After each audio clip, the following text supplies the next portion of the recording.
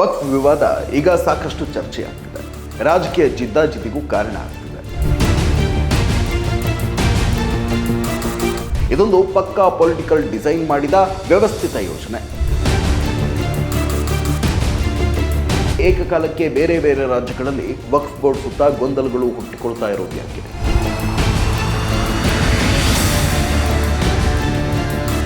ಈ ಪ್ರಶ್ನೆಗೆ ಉತ್ತರ ಬೇಕು ಅಂದ್ರೆ ಮೋದಿ ನೇತೃತ್ವದ ಕೇಂದ್ರ ಸರ್ಕಾರ ವಕ್ಫ್ ಕಾಯ್ದೆಗೆ ತರಲು ಹೊರಟಿರುವಂತಹ ತಿದ್ದುಪಡಿಗಳನ್ನು ಪರಾಮರ್ಶಿಸಬೇಕು.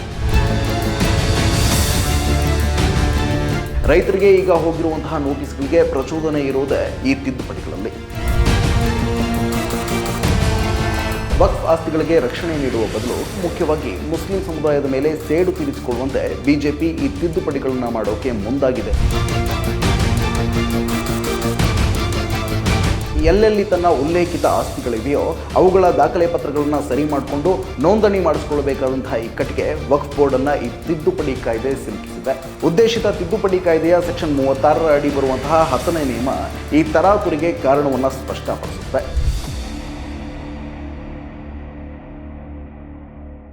ವಕ್ಫ್ ವಿವಾದ ಈಗ ಸಾಕಷ್ಟು ಚರ್ಚೆಯಾಗ್ತಿದೆ. ರಾಜಕೀಯ ಜಿದ್ದಾಜಿದ್ದಿಗೂ ಕಾರಣ ಆಗ್ತಿದೆ. ಒಂದು ಕಡೆ ಯತ್ನಾಳ್ ಬಣದ ಬಿಜೆಪಿ ಅಹೋರಾತ್ರಿ ಧರಣಿಯನ್ನು ನಡೆಸ್ತಿದ್ರೆ, ಮತ್ತೊಂದೆಡೆ ವಿಜಯೇಂದ್ರ ಬಣದ ಬಿಜೆಪಿ ಜಿಲ್ಲಾ ಘಟಕಗಳಲ್ಲಿ ಪ್ರತಿಭಟನೆಯನ್ನು ನಡೆಸ್ತಿದೆ. ವಕ್ಫ್ ಬೋರ್ಡ್ನಿಂದ ರೈತರಿಗೆ ನೋಟಿಸ್ ಹೋದ ವಿಚಾರವೇ ಇಷ್ಟೆಲ್ಲ ರಾದ್ಧಾಂತಕ್ಕೆ ಕಾರಣ.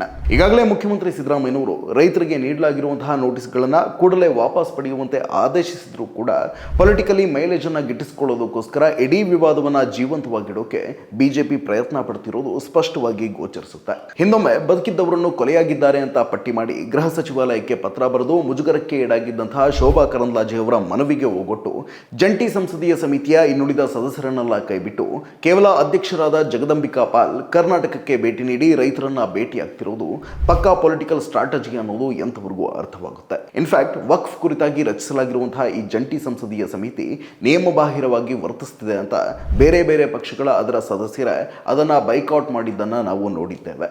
ಇಂತಹ ಪೂರ್ವಾಗ್ರಹದ ಸಮಿತಿಯ ಅಧ್ಯಕ್ಷರಾಗಿರುವಂತಹ ಬಿಜೆಪಿಯ ಪಾಲ್ ಮಿಕ್ಕೆಲ್ಲ ಸದಸ್ಯರನ್ನ ಕೈಬಿಟ್ಟು ಏಕಾಂಗಿಯಾಗಿ ಬಂದಿರೋದೇ ಈಗ ನಡೀತಾ ಇರುವಂತಹ ಉಪಚುನಾವಣೆಗಳಲ್ಲಿ ವಕ್ಫ್ ವಿವಾದವನ್ನ ಎಲೆಕ್ಟ್ರಾಲ್ ವಿಷಯವಾಗಿಸಬೇಕು ಎಂಬ ಅಜೆಂಡಾದಿಂದ ಎನ್ನುವ ಮಾತುಗಳು ಕೇಳಿ ಬರ್ತಿವೆ. ಅದೇನೇ ಇರಲಿ, ಕರ್ನಾಟಕದ ವಕ್ಫ್ ಬೋರ್ಡ್ ರೈತರಿಗೆ ನೋಟಿಸ್ ನೀಡಿದ್ದು ಸರಿಯೇ? ಮುಸಲ್ಮಾನರ ಈ ಧಾರ್ಮಿಕ ಸಂಸ್ಥೆ ಹಿಂದೂಗಳ ಜಮೀನುಗಳನ್ನ ಕಬ್ಜಾ ಮಾಡಿಕೊಳ್ಳೋಕೆ ಮುಂದಾಗಿರುವುದು ನ್ಯಾಯವೇ? ಇದಕ್ಕೋಸ್ಕರ ಮಂತ್ರಿ ಜಮೀರ್ ಅಹಮದ್ ಖಾನ್ ತೋರ್ತಾ ಇರುವಂತಹ ಆತುರ ದ್ರೋಹ ಅಲ್ವೇ? ಇಂತಹ ಮುಸ್ಲಿಂ ತುಷ್ಟೀಕರಣಕ್ಕೆ ಕುಮ್ಮಕ್ಕು ಕೊಡ್ತಿರುವಂತಹ ಕಾಂಗ್ರೆಸ್ ಸರ್ಕಾರದ್ದು ಮಹಾ ಮೋಸ ಅಲ್ವೇ? ಇಂತಹ ಪ್ರಶ್ನೆಗಳನ್ನು ಜನಸಾಮಾನ್ಯರ ನಡುವೆ ವ್ಯವಸ್ಥಿತವಾಗಿ ಹರಿಬಿಡಲಾಗ್ತಾ ಇದೆ. ಮುಸಲ್ಮಾನರ ಬಗ್ಗೆ ಸಾಕಷ್ಟು ಪೂರ್ವಾಗ್ರಹಗಳನ್ನು ತುಂಬಿಕೊಂಡಿರುವಂತಹ ನಮ್ಮ ಸಮಾಜದಲ್ಲಿ ಈ ಬಗೆಯ ಎಮೋಷನಲ್ ನರೇಟಿವಿಟಿಗಳನ್ನು ಹುಟ್ಟು ಹಾಕೋದು ಕಷ್ಟವೇನೂ ಅಲ್ಲ. ಅದರಲ್ಲೂ ಧರ್ಮದ್ವೇಷದ ಅಫೀಮನ್ನು ನೆತ್ತಿಗೇರಿಸಿಕೊಂಡಿರುವಂತಹ ಯುವ ಸಮೂಹ ಇಂತಹ ನರೇಟಿವ್ ಲೈನ್ಗಳನ್ನು ತುಂಬ ಸುಲಭವಾಗಿ ನಂಬಿ ಪ್ರಚಾರ ಮಾಡುತ್ತೆ. ಹೀಗೆ ಬ್ಲೈಂಡ್ ಆಗಿ ನಂಬೋಕೆ ಹೆಚ್ಚೇನು ಬುದ್ಧಿಶಕ್ತಿಯ ಅಗತ್ಯವೂ ಇಲ್ಲ. ಆದರೆ ಈ ಇಡೀ ರಾದ್ಧಾಂತ ಬಿಜೆಪಿಯವರು ಹೇಳ್ತಾ ಇರೋಷ್ಟು ಸರಳವೂ ಇಲ್ಲ, ಎಮೋಷನಲ್ ಡೈಮೆನ್ಷನ್ ಕೂಡ ಇದರಲ್ಲಿಲ್ಲ. ಇದೊಂದು ಪಕ್ಕಾ ಪೊಲಿಟಿಕಲ್ ಡಿಸೈನ್ ಮಾಡಿದ ವ್ಯವಸ್ಥಿತ ಯೋಜನೆ. ಮೇಲ್ನೋಟಕ್ಕೆ ವಕ್ಫ್ ಬೋರ್ಡ್ ರೈತರಿಗೆ ನೋಟಿಸ್ ಕೊಟ್ಟಿರುವಂತೆ ಕಂಡು ಬಂದರೂ ರೈತರಿಗೆ ಇಂಥದ್ದೊಂದು ನೋಟಿಸ್ ಕೊಡುವಂತಹ ಸಂದರ್ಭವನ್ನು ಸೃಷ್ಟಿಸಿದ್ದು ಈಗ ರೈತರ ಪರ ಪ್ರತಿಭಟಿಸುತ್ತಿರುವಂತಹ ಸ್ವತಃ ಬಿಜೆಪಿ.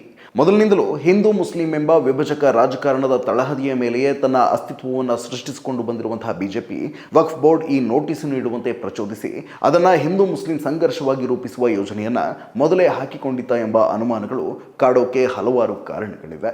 ಈ ರಾಜಕಾರಣವನ್ನು ನಾವು ಅರ್ಥ ಮಾಡ್ಕೊಳ್ಬೇಕು ಅಂತಾದರೆ ನಾವು ರಾಷ್ಟ್ರ ಮಟ್ಟದಲ್ಲಿ ವಕ್ಫ್ ಸುತ್ತ ನಡೀತಾ ಇರುವಂತಹ ಒಂದಷ್ಟು ವಿದ್ಯಮಾನಗಳನ್ನು ಸೂಕ್ಷ್ಮವಾಗಿ ಗಮನಿಸಬೇಕು. ನೆನಪಿರಲಿ, ಈ ವಕ್ಫ್ ನೋಟಿಸ್ ವಿವಾದ ಕೇವಲ ಕರ್ನಾಟಕದಲ್ಲಿ ಮಾತ್ರ ಭುಗಿಲೆದ್ದಿರುವ ಅಥವಾ ಜಮೀರ್ ಅಹಮದ್ ಖಾನ್ ನೇತೃತ್ವದಲ್ಲಿ ನಡೀತಾ ಇರುವಂತಹ ವಿವಾದವಲ್ಲ. ಪಕ್ಕದ ಕೇರಳದಲ್ಲಿ, ತಮಿಳುನಾಡಿನಲ್ಲಿ, ಆಂಧ್ರ ಪ್ರದೇಶದಲ್ಲಿ ಇತ್ತೀಚೆಗೆ ಇಂತಹ ವಿವಾದ ಬೆಳಕಿಗೆ ಬರ್ತಿವೆ. ಅಂದರೆ ಇದು ಕರ್ನಾಟಕಕ್ಕೆ ಮಾತ್ರ ಸೀಮಿತವಾದ ವಿವಾದವಲ್ಲ ಅನ್ನೋದು ಸಾಬೀತಾಗುತ್ತೆ. ಹೀಗೆ ಏಕಕಾಲಕ್ಕೆ ಬೇರೆ ಬೇರೆ ರಾಜ್ಯಗಳಲ್ಲಿ ವಕ್ಫ್ ಬೋರ್ಡ್ ಸುತ್ತ ಗೊಂದಲಗಳು ಹುಟ್ಟಿಕೊಳ್ತಾ ಇರೋದು ಯಾಕೆ? ಈ ಪ್ರಶ್ನೆಗೆ ಉತ್ತರ ಬೇಕು ಅಂದರೆ ಮೋದಿ ನೇತೃತ್ವದ ಕೇಂದ್ರ ಸರ್ಕಾರ ವಕ್ಫ್ ಕಾಯ್ದೆಗೆ ತರಲು ಹೊರಟಿರುವಂತಹ ತಿದ್ದುಪಡಿಗಳನ್ನು ಪರಾಮರ್ಶಿಸಬೇಕು. ರೈತರಿಗೆ ಈಗ ಹೋಗಿರುವಂತಹ ನೋಟಿಸ್ಗಳಿಗೆ ಪ್ರಚೋದನೆ ಇರೋದೇ ಈ ತಿದ್ದುಪಡಿಗಳಲ್ಲಿ. ಅದಕ್ಕೂ ಮೊದಲು ಈ ವಕ್ಫ್ ಅಂದ್ರೇನು, ಅದಕ್ಕೆ ಆಸ್ತಿಗಳು ಹೇಗೆ ಸಿಗ್ತವೆ, ಆ ಆಸ್ತಿಗಳನ್ನು ತಗೊಂಡು ಅದೇನು ಮಾಡುತ್ತೆ ಅನ್ನೋದನ್ನು ಸ್ವಲ್ಪ ಅರ್ಥ ಮಾಡ್ಕೊಳ್ಳೋಣ. ಯಾಕಂದರೆ ಮುಸ್ಲಿಂ ಸಂಪ್ರದಾಯಕ್ಕೆ ಒಳಪಟ್ಟ ವಕ್ಫ್ ಆಸ್ತಿ ಮತ್ತು ವಕ್ಫ್ ಬೋರ್ಡ್ಗಳ ಬಗ್ಗೆ ನಮ್ಮಲ್ಲಿ ಬಹಳಷ್ಟು ಜನಕ್ಕೆ ಮಾಹಿತಿ ಇಲ್ಲದಿರುವುದನ್ನೇ ಮುಸ್ಲಿಮರ ವಿರುದ್ಧ ದ್ವೇಷ ಹುಟ್ಟಿಸೋಕೆ ಕೋಮು ಶಕ್ತಿಗಳು ಬಳಸ್ಕೊಳ್ತಿವೆ. ಇಸ್ಲಾಂ ಸಂಪ್ರದಾಯದ ಪ್ರಕಾರ ಯಾವುದೇ ವ್ಯಕ್ತಿ ತನ್ನ ಸ್ವಂತ ಆಸ್ತಿಯನ್ನು ಸಮಾಜದ ಬಡವರು, ಅಶಕ್ತರು, ದೀನರ ಕಲ್ಯಾಣಕ್ಕಾಗಿ ದೇವರ ಹೆಸರಿನಲ್ಲಿ ನೀಡುವ ದಾನವೇ ವಕ್ಫ್. ಹೀಗೆ ಒಮ್ಮೆ ದಾನ ಕೊಟ್ಟ ಆ ಆಸ್ತಿಯನ್ನು ವಾಪಸ್ಸು ಪಡೆಯುವುದಕ್ಕಾಗಲಿ ಅಥವಾ ಬೇರೆಯವರಿಗೆ ಮಾರಾಟ ಮಾಡುವುದಕ್ಕಾಗಲಿ ಸಾಧ್ಯವಿಲ್ಲ. ಅದು ಶಾಶ್ವತ. ಅಂತಹ ಆಸ್ತಿಯನ್ನು ಪ್ರಾರ್ಥನಾ ಮಂದಿರ ಅಥವಾ ಕಬ್ರಸ್ತಾನ್ ಅಥವಾ ಮದ್ರಸಾ ಅಥವಾ ಆಸ್ಪತ್ರೆ ಅಥವಾ ಸಮುದಾಯಕ್ಕೆ ಉಪಯುಕ್ತವಾಗುವಂತಹ ಇನ್ನಿತರೆ ಕಾರ್ಯಗಳಿಗೆ ಬಳಸಿಕೊಳ್ಳಲಾಗುತ್ತೆ. ದಯೆಯನ್ನೇ ಆಧಾರವಾಗಿಸಿಕೊಂಡಂತಹ ಇಂತಹ ದಾನ ದೇಣಿಗೆಗಳು ಕೇವಲ ಇಸ್ಲಾಂ ಧರ್ಮಕ್ಕೆ ಮಾತ್ರ ಸೀಮಿತವಾಗಿಲ್ಲ. ಎಲ್ಲ ಧರ್ಮಗಳಲ್ಲೂ ನಾವು ಅದನ್ನು ಕಾಣಬಹುದು. ಬಸವಣ್ಣನವರು ಇದನ್ನೇ ದಯೆ ಧರ್ಮದ ಮೂಲ ಅಂದರು. ಅಷ್ಟೇ ಅಲ್ಲ, ದಾನವನ್ನು ಇನ್ನಷ್ಟು ಪರಿಷ್ಕರಿಸಿ ದಾಸೋಹದ ಪರಿಕಲ್ಪನೆಯನ್ನು ಜಾರಿಗೆ ತಂದರು. ಹಿಂದೂ ಧರ್ಮದಲ್ಲಿಯೂ ಸಾಕಷ್ಟು ರಾಜರು, ಆಸ್ತಿವಂತರು ದೇವಸ್ಥಾನ, ಮಠಗಳು ಅಥವಾ ಕಲ್ಯಾಣ ಕಾರ್ಯಗಳಿಗೆ ತಮ್ಮ ಆಸ್ತಿಗಳನ್ನು ದೇಣಿಗೆ ನೀಡಿರುವುದನ್ನು ನಾವು ಗಮನಿಸ್ತೇವೆ. ಆದರೆ ಇಸ್ಲಾಂ ಧರ್ಮದಲ್ಲಿ ಇಂತಹ ದಾನಕ್ಕೆ ಒಂದು ನಿರ್ದಿಷ್ಟ ಚೌಕಟ್ಟು ನೀಡಿ ವಕ್ಫ್ ಅಂತ ಕರೆಯಲಾಗುತ್ತೆ.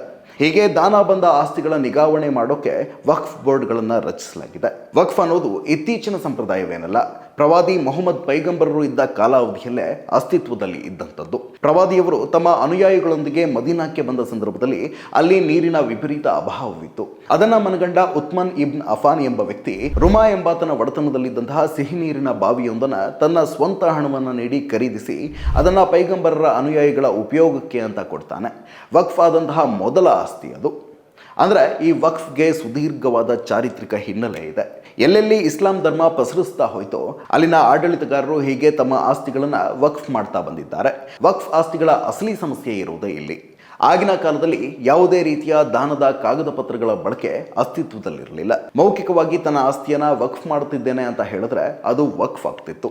ಸ್ವಾತಂತ್ರ್ಯ ಪೂರ್ವದಲ್ಲಿ ಬ್ರಿಟಿಷರು ಜಾರಿಗೆ ತಂದಂತಹ 1932ರ ವಕ್ಫ್ ಕಾಯ್ದೆ ಆಗಲಿ, ಸ್ವಾತಂತ್ರ್ಯ ನಂತರದಲ್ಲಿ ಬಂದ 1954ರ ಕಾಯ್ದೆಯಾಗಲಿ ವಕ್ಫ್ ನಿರ್ವಹಣೆಯನ್ನು ಪಾರದರ್ಶಕ ಮತ್ತು ಕ್ರಮಬದ್ಧಗೊಳಿಸಲು ಮುಸ್ಲಿಂ ನಿಯಮಗಳಡಿಯಲ್ಲೇ ಶ್ರಮಿಸಿದವಾದರೂ ಅಷ್ಟೊಂದು ಪರಿಣಾಮಕಾರಿಯಾಗಲಿಲ್ಲ. 1995 ಮತ್ತು 2013ರಲ್ಲಿ ಈ ಕಾಯ್ದೆಗೆ ಕೆಲವೊಂದು ತಿದ್ದುಪಡಿಗಳನ್ನು ತಂದು ವಕ್ಫ್ ಬೋರ್ಡ್ಗಳ ಕಾರ್ಯವೈಖರಿಯನ್ನು ಸುಧಾರಿಸಲು ಯತ್ನಿಸಲಾಯಿತಾದರೂ ವಕ್ಫ್ ಆಸ್ತಿಗಳ ಅತಿಕ್ರಮಣ ಮತ್ತು ದುರ್ಬಳಕೆಯನ್ನು ತಡೆಯೋಕೆ ಸಂಪೂರ್ಣವಾಗಿ ಸಾಧ್ಯವಾಗಲಿಲ್ಲ. ಸರ್ಕಾರಿ ದಾಖಲೆಗಳ ಪ್ರಕಾರ ದೇಶದಲ್ಲಿ ಅತಿ ಹೆಚ್ಚು ಆಸ್ತಿಯನ್ನು ಹೊಂದಿರುವಂತಹ ಸಂಸ್ಥೆ ವಕ್ಫ್. ಆದರೆ ಅವುಗಳಲ್ಲಿ 80% ಆಸ್ತಿಗಳು ವಕ್ಫ್ ಒಡೆತನದ ಕೈತಪ್ಪಿ ಹೋಗಿವೆ. ಒಂದಷ್ಟು ಸರ್ಕಾರದ ಭೂ ಸುಧಾರಣೆ ಕಾಯ್ದೆಗಳಲ್ಲಿ ಕೃಷಿಕರ ಪಾಲಾಗಿದ್ದರೆ ಮತ್ತೆ ಕೆಲವೊಂದಷ್ಟನ್ನು ಸರ್ಕಾರವೇ ಮುಟ್ಟುಗೋಲು ಹಾಕಿಕೊಂಡು ಮಾರಾಟ ಮಾಡಿದ್ದು ಇದೆ. 2004ರಲ್ಲಿ ಆಂಧ್ರಪ್ರದೇಶದ ಸಿಎಂ ವೈಎಸ್ ರಾಜಶೇಖರ ರೆಡ್ಡಿ ವಕ್ಫ್ಗೆ ಸೇರಿದ 1630 ಎಕರೆ ಜಾಗವನ್ನು ಮೈಕ್ರೋಸಾಫ್ಟ್, ವಿಪ್ರೋ, ಇನ್ಫೋಸಿಸ್ ತರಹದ ಕಾರ್ಪೊರೇಟ್ ಕಂಪನಿಗಳಿಗೆ ಅತಿ ಕಡಿಮೆ ಬೆಲೆಗೆ ಮಾರಾಟವನ್ನು ಮಾಡಿದರು. ಅದಾದ ನಂತರ ಚಂದ್ರಬಾಬು ನಾಯ್ಡು 1100 ಎಕರೆ ವಕ್ಫ್ ಆಸ್ತಿಯನ್ನು ವಿಮಾನ ನಿಲ್ದಾಣಕ್ಕೆ ಅಂತ ವಶಪಡಿಸಿಕೊಂಡಿದ್ರು. ಹೀಗೆ ಸರ್ಕಾರದ ವಿವಿಧ ಯೋಜನೆಗಳಿಗಾಗಿ ವಕ್ಫ್ ಆಸ್ತಿಗಳು ಮುಟ್ಟುಗೋಲಾಗ್ತಾ ಬಂದಿವೆ. ಸಾಲದಕ್ಕೆ ವಕ್ಫ್ ಆಸ್ತಿಗಳ ನಿಗಾವಣೆ ಮಾಡಲೆಂದು ನೇಮಕವಾದ ಮುತಾವಲಿಗಳೇ ಸ್ಥಳೀಯ ರಾಜಕಾರಣಿಗಳ ಪ್ರಭಾವಕ್ಕೆ ತುತ್ತಾಗಿ ಲೋಪವೆಸಗುತ್ತಾ ಬಂದರು. 2012ರಲ್ಲಿ ಬಿಜೆಪಿ ಸರ್ಕಾರವೇ ನೇಮಿಸಿದ್ದ ಅನ್ವರ್ ಮಾಣಿಪ್ಪಾಡಿ ಸಮಿತಿಯ ವರದಿಯ ಪ್ರಕಾರ ಕರ್ನಾಟಕದಲ್ಲೇ ವಕ್ಫ್ಗೆ ಸೇರಿದ 2.3 ಲಕ್ಷ ಕೋಟಿ ರೂಪಾಯಿ ಮೌಲ್ಯದ ಆಸ್ತಿಗಳಿವೆ ಅಂತ ನಮೂದಾಗಿದೆ. ಆದರೆ ವಾಸ್ತವದಲ್ಲಿ ಈಗ ಅದರ ಅರ್ಧದಷ್ಟು ಆಸ್ತಿ ಕೂಡ ವಕ್ಫ್ ಬಳಿ ಇಲ್ಲ. ವಕ್ಫ್ ಆಸ್ತಿಗಳ ಸೂಕ್ತ ಸರ್ವೆ ನಡೆಯಬೇಕು ಮತ್ತು ಅತಿಕ್ರಮವಾದ ಆಸ್ತಿಗಳನ್ನು ತೆರವುಗೊಳಿಸಬೇಕು ಹಾಗೂ ವಕ್ಫ್ ಬೋರ್ಡ್ನಲ್ಲಿ ನಡೀತಾ ಇರುವಂತಹ ದುರಾಡಳಿತವನ್ನು ತಡೆಯಬೇಕು ಎನ್ನುವಂತಹ ಬೇಡಿಕೆ ಬಹಳ ದಿನಗಳಿಂದ ಮುಸ್ಲಿಂ ಸಮುದಾಯದಿಂದಲೇ ಕೇಳಿ ಬರುತ್ತಿತ್ತು. ಈ ಬೇಡಿಕೆಯನ್ನೇ ನೆಪ ಮಾಡಿಕೊಂಡು ಕೇಂದ್ರ ಬಿಜೆಪಿ ಸರ್ಕಾರ ವಕ್ಫ್ ಕಾಯ್ದೆಗೆ ತಿದ್ದುಪಡಿ ತರೋಕೆ ಮುಂದಾಗಿದೆ. ಆದರೆ ವಕ್ಫ್ ಆಸ್ತಿಗಳಿಗೆ ರಕ್ಷಣೆ ನೀಡುವ ಬದಲು ವಕ್ಫ್ ಬೋರ್ಡ್ಗಳಿಂದ ಅವುಗಳನ್ನು ಕಸಿದುಕೊಳ್ಳಲು, ವಕ್ಫ್ ಬೋರ್ಡ್ಗಳ ಸ್ವಾಯತ್ತತೆಯನ್ನೇ ನಾಶ ಮಾಡಲು ಮತ್ತು ಮುಖ್ಯವಾಗಿ ಮುಸ್ಲಿಂ ಸಮುದಾಯದ ಮೇಲೆ ಸೇಡು ತೀರಿಸಿಕೊಳ್ಳುವಂತೆ ಬಿಜೆಪಿ ಈ ತಿದ್ದುಪಡಿಗಳನ್ನು ಮಾಡೋಕೆ ಮುಂದಾಗಿದೆ ಅನ್ನೋದು ಈಗ ಕೇಳಿ ಬರ್ತಿರುವಂತಹ ಆರೋಪ. ಹಾಗಾಗಿ ಆ ತಿದ್ದುಪಡಿ ಕಾಯ್ದೆಗೆ ಸಾಕಷ್ಟು ವಿರೋಧಗಳು ಕೂಡ ಕೇಳಿ ಬಂದವು. ಅದನ್ನು ಪರಾಮರ್ಶಿಸೋಕೆ ಬಿಜೆಪಿ ಸಂಸದ ಜಗದಂಬಿಕಾ ಪಾಲ್ ನೇತೃತ್ವದಲ್ಲಿ ಜಂಟಿ ಸಂಸದೀಯ ಸಮಿತಿಯನ್ನು ರಚಿಸಲಾಗಿದೆಯಾದರೂ ಅದು ಸಮರ್ಪಕವಾಗಿ ಕೆಲಸ ಮಾಡ್ತಿಲ್ಲ ಅಂತ ಆ ಸಮಿತಿಯ ಸದಸ್ಯರಾಗಿರುವಂತಹ ಬೇರೆ ಬೇರೆ ಪಕ್ಷಗಳ ನಾಯಕರೇ ಬೈಕಾಟ್ ಮಾಡಿದ್ದಾರೆ. ರೈತರಿಗೆ ನೋಟಿಸ್ ನೀಡಲು ಕಾರಣವಾಗಿರೋದೇ ಈ ತಿದ್ದುಪಡಿಯ ಕೆಲವು ಸಂಗತಿಗಳು. ಹಾಗೆ ನೋಡಿದ್ರೆ ಇಡೀ ತಿದ್ದುಪಡಿ ಕಾಯ್ದೆಯೇ ಕಾನೂನು ವಿರೋಧಿ, ಸಂವಿಧಾನ ವಿರೋಧಿ ಮತ್ತು ಸೌಹಾರ್ದ ವಿರೋಧಿಯಾಗಿರುವಂಥದ್ದು. ಆ ಅಂಶಗಳನ್ನು ಬೇರೊಂದು ವಿಡಿಯೋದಲ್ಲಿ ಚರ್ಚಿಸೋಣ. ಈಗ ನೋಟಿಸ್ ನೀಡಲು ಕಾರಣವಾಗಿರುವಂತಹ 2 ಪ್ರಮುಖ ಸಂಗತಿಗಳನ್ನಷ್ಟೇ ಇಲ್ಲಿ ನೋಡೋಣ. ಮೊದಲೇ ಹೇಳಿದಂತೆ ಶತಮಾನಗಳಿಂದ ಆಚರಣೆಯಲ್ಲಿರುವಂತಹ ಪದ್ಧತಿಯಾಗಿರೋದ್ರಿಂದ ವಕ್ಫ್ ಬೋರ್ಡ್ ಸಕ್ರಿಯವಾಗಿ ಬಳಸ್ತಾ ಇರುವಂತಹ ಬಹಳಷ್ಟು ಆಸ್ತಿಗಳಿಗೆ ಸರಿಯಾದ ದಾನಪತ್ರ, ದಾಖಲೆ ಪತ್ರಗಳೇ ಇಲ್ಲ. ಮೌಖಿಕವಾಗಿ ಯಾರೋ ದಾನ ಕೊಟ್ಟಿದ್ರು. ಅಲ್ಲಿ ಮಸೀದಿಯನ್ನೋ ಮದ್ರಸಾವನ್ನೋ ಶಾಲೆಯನ್ನೋ ಅಥವಾ ಆಸ್ಪತ್ರೆಯನ್ನೋ ನಿರ್ಮಿಸಿ ನಡೆಸಿಕೊಂಡು ಬರಲಾಗ್ತಾ ಇದೆ. ಈ ಮೊದಲಿದ್ದ ನಿಯಮಗಳ ಪ್ರಕಾರ ವಕ್ಫ್ ಆಸ್ತಿಗಳ ನೋಂದಣಿ ಕಡ್ಡಾಯವಾಗಿರಲಿಲ್ಲ.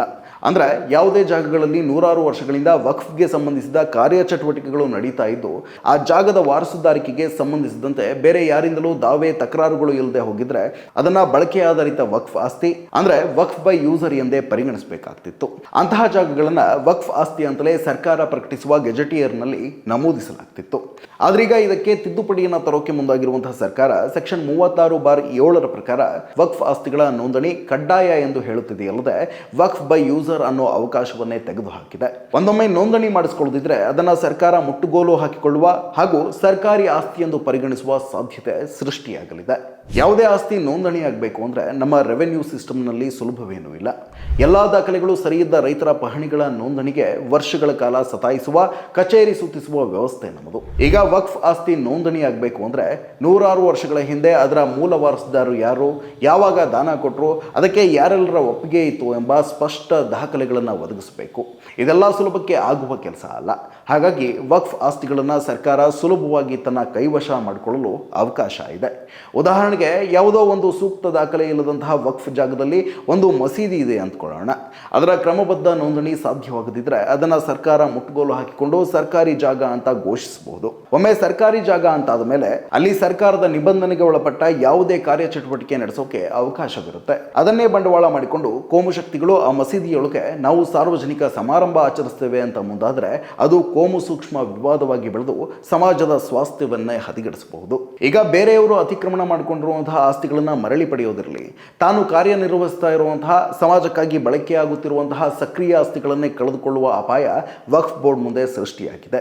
ಹಾಗಾಗಿ ಎಲ್ಲೆಲ್ಲಿ ತನ್ನ ಉಲ್ಲೇಖಿತ ಆಸ್ತಿಗಳಿವೆಯೋ ಅವುಗಳ ದಾಖಲೆ ಪತ್ರಗಳನ್ನು ಸರಿ ಮಾಡಿಕೊಂಡು ನೋಂದಣಿ ಮಾಡಿಸಿಕೊಳ್ಳಬೇಕಾದಂತಹ ಇಕ್ಕಟ್ಟಿಗೆ ವಕ್ಫ್ ಬೋರ್ಡ್ ಅನ್ನ ಈ ತಿದ್ದುಪಡಿ ಕಾಯ್ದೆ ಸಿಲುಕಿಸಿದೆ.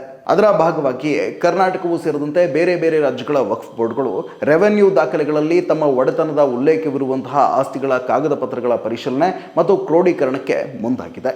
ಅದೇನೋ ಸರಿ, ಅದನ್ನು ನಿಧಾನಕ್ಕೆ ಮಾಡ್ಕೊಳ್ಬಹುದಿತ್ತಲ್ವಾ, ಯಾಕಿಷ್ಟು ತರಾತುರಿ ಅಂತ ಕೆಲವರು ಕೇಳಬಹುದು. ಉದ್ದೇಶಿತ ತಿದ್ದುಪಡಿ ಕಾಯ್ದೆಯ ಸೆಕ್ಷನ್ 36 ಅಡಿ ಬರುವಂತಹ 10ನೇ ನಿಯಮ ಈ ತರಾತುರಿಗೆ ಕಾರಣವನ್ನು ಸ್ಪಷ್ಟಪಡಿಸುತ್ತೆ. ಆ ನಿಬಂಧನೆಯ ಪ್ರಕಾರ ಒಂದೊಮ್ಮೆ ಈ ಕಾಯ್ದೆ ಜಾರಿಗೆ ಬಂದರೆ ಅನುಷ್ಠಾನಕ್ಕೆ ಬಂದ ದಿನಾಂಕದಿಂದ 6 ತಿಂಗಳ ಅವಧಿಯೊಳಗೆ ಯಾವೆಲ್ಲ ವಕ್ಫ್ ಆಸ್ತಿಗಳು ನೋಂದಾಯಿತವಾಗ್ತವೋ ಅವುಗಳಿಗೆ ಸಂಬಂಧಿಸಿದ ವ್ಯಾಜ್ಯಗಳನ್ನು ಮಾತ್ರ ನ್ಯಾಯಾಲಯಗಳು ಕೈಗೆತ್ತಿಕೊಳ್ಳಬೇಕು.